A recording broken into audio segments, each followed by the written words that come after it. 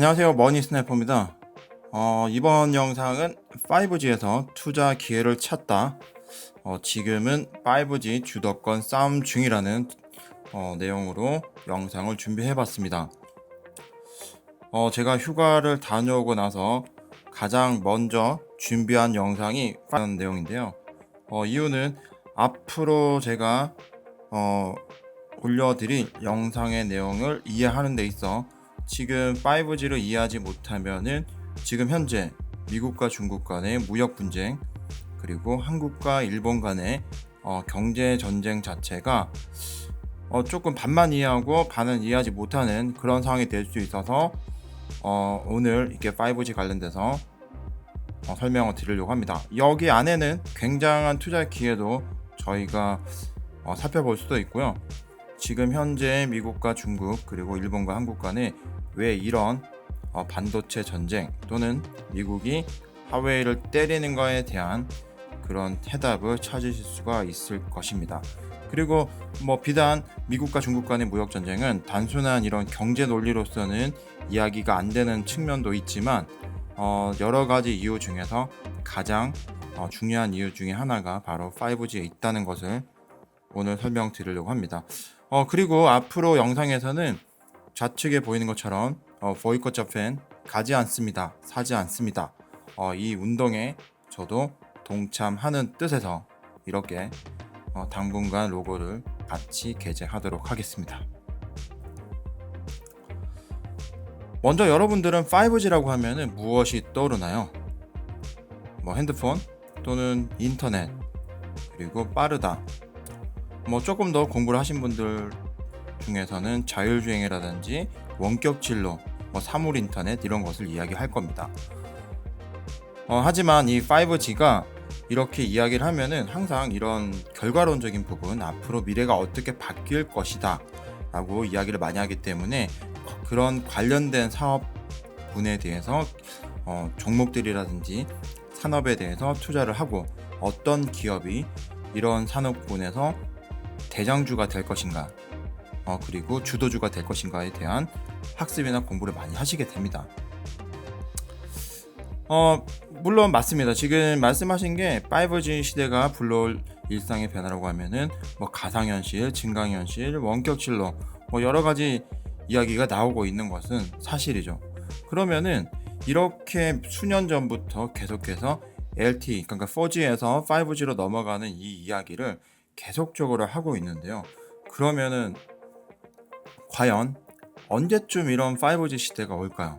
지금 어떤 영상에서는 이제는 5G 시대 이렇게 이야기를 하면서 이미 5G 상용화가 시작되었기 때문에 이제 5G 시대에 들어갔다라고 이야기를 합니다. 과연 그럴까요? 아직도 지금 5G 관련돼서는 국제적인 표준이 정해지지 않았어요. 국제 표준이라고 하면은 이 주파수 표준을 이야기하고 있는데 아직까지도 이 5G 관련돼서는 어떤 나라 어떤 표준을 채택할 것인가 아직 정해지지 않았는데, 이러한 부분은 내년쯤에 2020년 정도 되면은 국제전기통신연합 ITU에서 최종 결정을 할 것이라는 기사만 나올 뿐 아직까지는 결정이 되지 않았습니다. 여기에서는 가장 유력한 국가가 한국과 중국이 되고 있고요. 그렇기 때문에 한국과 중국이 앞으로 5G 시대에서는 굉장한 수혜 국가가 될 것이라고 이렇게 예측들을 하고 있는 것입니다. 그리고 이런 기사도 나오는데요. 한국 5G 미국에게 판정승.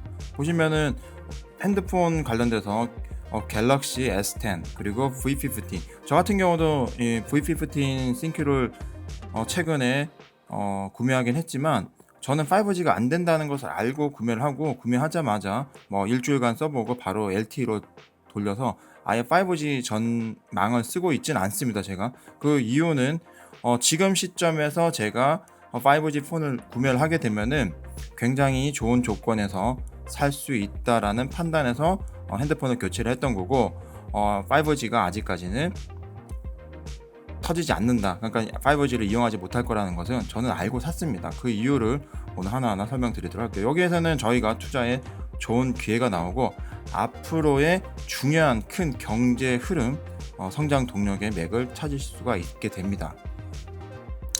먼저 4G와 5G, 저희는 이런 4G와 5G를 공부하고 학습하는 학생이 아니고 연구자가 아니고, 그리고 저희는 무슨 논문을 쓰는 사람들이 아니기 때문에 이런서는 구체적으로 설명을 드리진 않을게요. 저는 지금 영상에서 설명하는 것보다는 좀 더 깊이 있고 좀 더 오랜 기간 동안에 지금 5G 관련돼서 공부를 하긴 했지만, 투자를 하기 위해서 저희가 이런 큰 경제 흐름에서 이해하기에는 그런 깊이 있는 학습까지는 필요는 없습니다. 먼저 4G와 5G의 가장 큰 차이점은 뭐냐면은 바로 주파력인데요. 하면은 지금 라디오 이제 가장 예를 들 수 있는 게 AM과 FM 라디오를 예를 들면은, AM 같은 경우는 파장이 길기 때문에 멀리까지 이렇게 전파를 할 수 있다는 장점은 있지만, 음질이라든지 이런 방송의 질이 떨어진다는 단점이 있죠.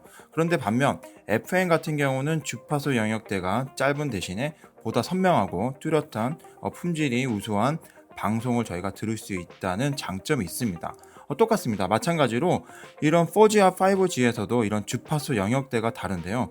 그래서 지금 4G 같은 경우는 주파수가, 5G는 이제 고주파 영역대로 이렇게 분류가 되는데, 4G는 가장 큰 특징이 업로드와 다운로드의 주파수가 틀립니다. 그렇기 때문에 지금 현재 LTE 즉 4G에서는 저희가 업로드하는 것과 다운로드하는 속도가 다르게 나오게 되는 거고요. 이거는 저희가 자율주행이라든지 원격 진로라든지 실시간으로 어떤 반응을 일으켜야 되는 상황에서는 속도도 맞춰주지 않고, 그리고 반응의 속도도 오차가 발생이 되기 때문에 지금 당장에 적용하기에는 무리수가 생기는 겁니다. 하지만 5G 같은 경우는 동일한 주파수를 이용하기 때문에 업로드하는 거나 다운로드하는 거나 주파수가 동일하게 사용이 되는 것이죠. 이게 가장 큰 특징 중에 하나고요.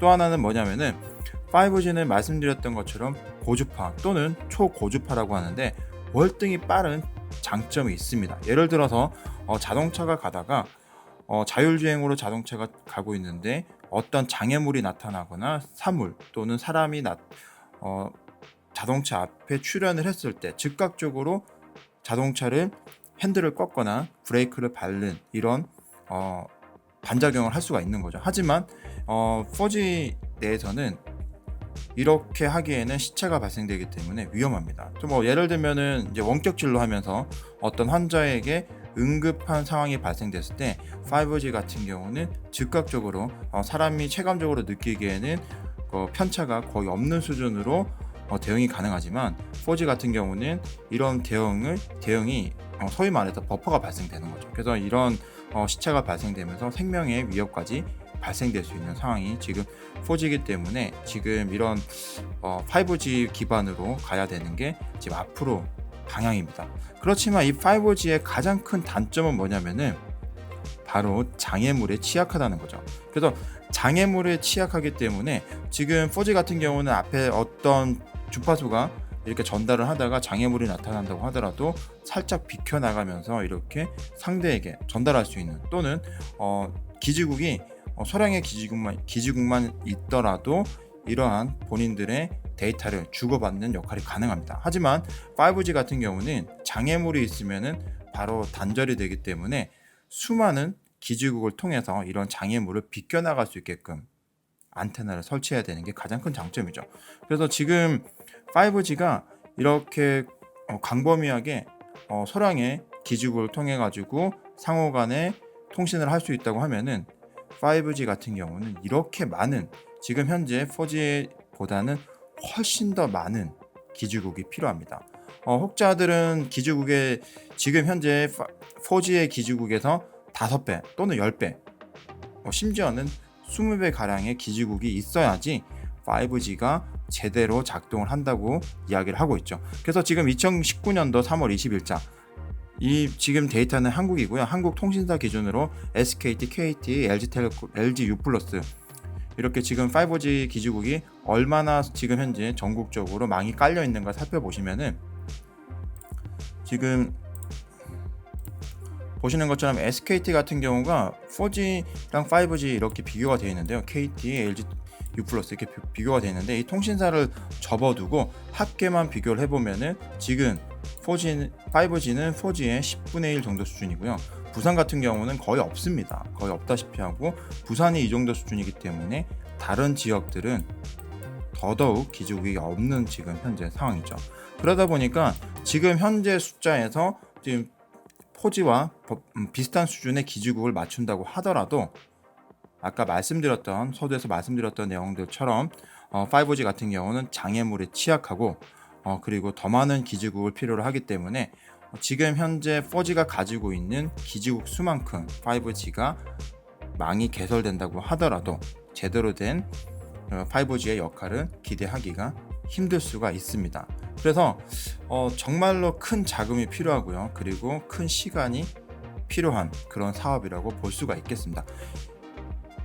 이게 바로 5G의 가장 핵심적인 부분이고요. 그리고 이런 아주 광범위하고 아주 많은 이 안테나 기지국을 설치하는 이 비즈니스 자체가 지금 글로벌 비즈니스에서는 가장 큰 축이고, 이렇게 기지국이 설치되고 나면 이 전파에 대한 이 데이터에 대한 주도권을 가지기 때문에 그런 이제 5G 표준을 취득하고 기지국에 대한 선점을 먼저 안테나에 대한 선점을 했던 기업이라든지 국가는 이 앞으로 차세대의 먹거리에서는 주도적인 역할을 할 수 있는 그런 기회가 되는 것이죠. 그렇기 때문에 미국과 중국에서는 이 무역 전쟁에서 미국이 하웨이를 주도적으로 공격을 하고 GT를 주도적으로 공격하는 그런 이유가 될 수가 있겠습니다.